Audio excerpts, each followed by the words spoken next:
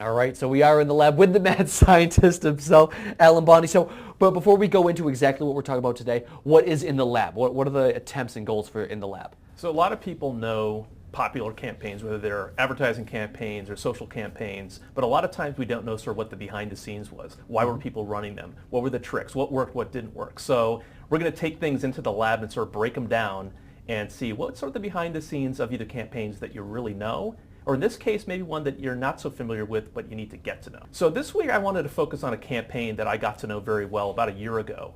It's run by an ebook company, ebook reader company called Kobo. It's sort of a classic example of what can you do to sort of outsmart the competition when maybe you don't have the big budgets of the competition. So Kobo essentially competes with Amazon and the Kindle, the Nook.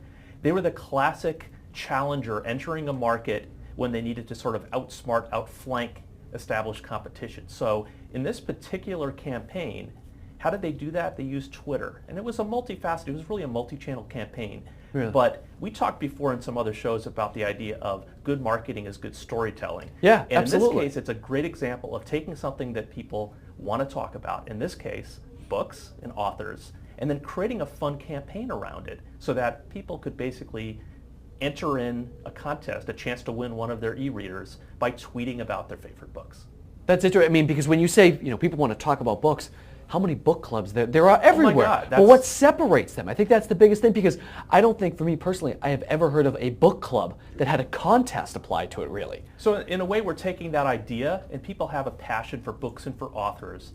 And in this particular case, the channel was very important. So Twitter, sort of, again, getting into the lab, why Twitter for this campaign? So Twitter organically is great for word of mouth, because of retweeting, because of sharing of links.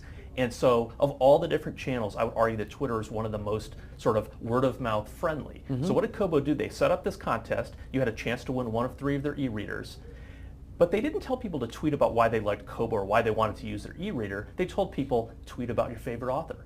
Tweet about your favorite book. And for every time you do that, you get an entry in the draw to win one of these ebooks, or these ebook readers. No kidding. Okay. So if you look at the numbers, this was a classic sort of challenger organization where they only had about 4,000 followers. So this is a relatively small player at the time.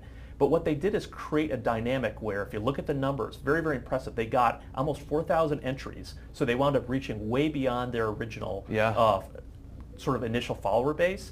They also were able to create a lot of buzz and awareness, and then they were able to reach over 500,000 people on Twitter because of that viral nature. People retweeting tweets and retweeting retweets and sort of entering into the fun. So part of the contest was set up to create awareness and followers. They wound up increasing their followers in 10 days by over 40%. No way, one really? was about reach, and they wound up reaching more than 100 times sort of their original organic base. So if you break it down to the lab, what did they do? Number 1, they found a topic that people wanted to talk about. Number 2, they found the right medium to make that very, very easy to participate, which was Twitter. Number 3, the messaging was not about the brand per se, it was about something that people like to do with their products, not their products.